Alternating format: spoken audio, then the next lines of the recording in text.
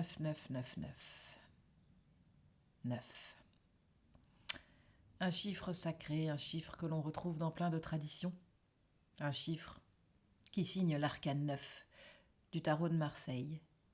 Le tarot de Marseille, un livre ouvert dont la lecture, dont ma lecture, ne cesse d'évoluer au fur et à mesure de mes observations de ces arcanes et de mes propres transformations intérieures. L'arcane 9, l'ermite, avec un H, comme Hermès Trismégiste.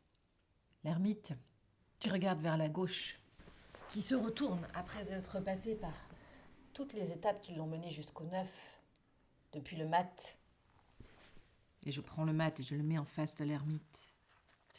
Le mat qui lui regarde vers la droite, qui part la tête haute, les grelots du saltimbanque autour du cou, le bâton bien droit, prêt à faire ses fameux sauts dans le vide, si superbement illustré dans Indiana Jones avec cette poutre invisible. L'ermite lui regarde dans l'autre sens. Il se retourne sur tout ce qui a été vécu, assimilé ou pas. Son bâton n'est plus si droit.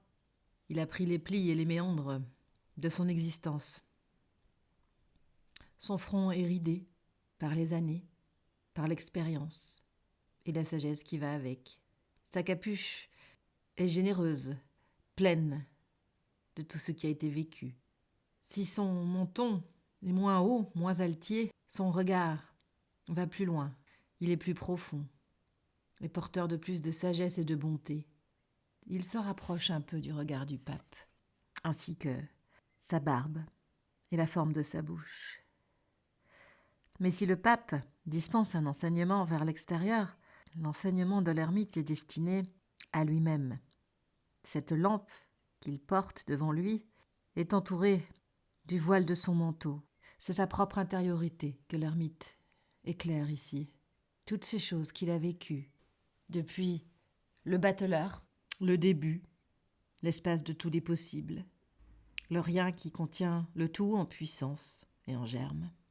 La papesse, la sagesse, la connaissance, l'impératrice et l'empereur, le fait de rayonner dans le monde avec ses parts féminines et masculines, ses succès et ses échecs. Le pape qui divulgue, une fois intégré, et partage sa connaissance.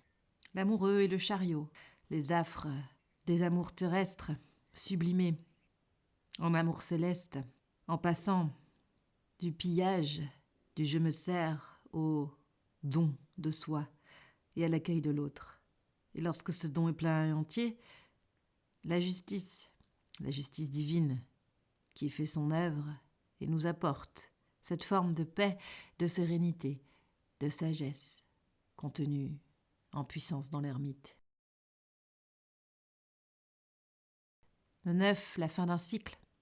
En fonction de ce que l'ermite a appris de sa route, il fera tourner ensuite la roue de la fortune, arcane 10. Et en fonction de ce qui n'a pas été appris, des choses et des cycles se répéteront dans la spirale de son évolution. Sage et humble, l'ermite voit. Il se voit et il voit l'autre. Tout ce chemin parcouru, signé par Saturne, le temps, la maturité, l'expérience, lui offre, s'il sait la saisir, une connaissance de lui-même qui lui permettra désormais de faire tourner la roue par la force de son esprit, de sa volonté et de son cœur pour un nouveau départ, dans une direction qui de plus en plus se rapproche de ce qu'il est. Le chiffre 9 correspond à la 9e séphira, Yesod, le fondement, l'être en puissance, le devenir, et à la lettre tête de l'alphabet hébreu, qui est l'idéogramme d'un serpent qui se mord la queue, symbole de la montée des énergies. Ce signe ressemble à un bouclier, donc indique la protection, la sécurité. L'ermite porte le chiffre 9. Il est le dernier des nombres dans l'univers manifesté, à la fois fin et commencement. Pour les Grecs, et en particulier Parménide, le 9 exprime la totalité de l'être et concerne les valeurs absolues. Dans les écrits homériques, le 9 a une valeur rituelle. Les 9 muses sont nées de Zeus après 9 nuits d'amour. Elles représentent la somme des connaissances humaines par les sciences et les arts. 9 semble être la mesure des gestations, des recherches fructueuses. C'est l'achèvement d'une création. Pour les Chinois, le 9 est le centre et l'axe de la Terre. Qianmu, le trône impérial chinois à 9 degrés. Il y a 9 dieux bouddhiques.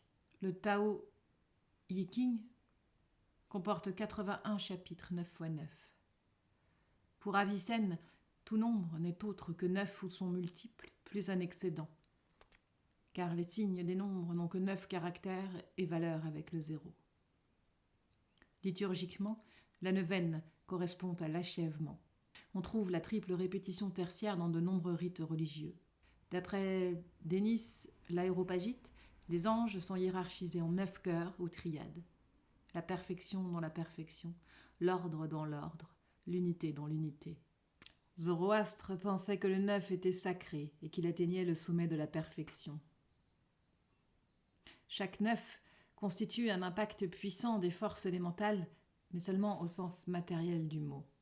Hésiode, poète grec du 8e siècle, commence sa théogonie, qui décrit l'univers sous la forme allégorique de 9 sphères célestes, en évoquant les 9 muses, dont l'une, Uranie, rappelle Uranus, dieu du ciel. On sait que musique signifie qui provient des muses, et Pythagore a longuement parlé de l'harmonie des sphères. Ce nombre est associé à la totalité de l'être humain. Dans la tradition, 9 a une connotation initiatique et une valeur rituelle. Dans la religion islamique, il correspond aux 9 ouvertures de l'homme et lui permet ainsi de communiquer avec le monde extérieur. Étant le dernier chiffre de l'univers manifesté, il représente à la fois la fin et le commencement et ouvre la voie des transmutations, de la transposition sur un autre plan. C'est aussi bien une nouvelle naissance que la mort. C'est le retour de multiples à l'un, l'unité primordiale et finale, l'Ouroboros, le serpent qui se mord la queue, la continuité et l'éternel retour. C'était le 9.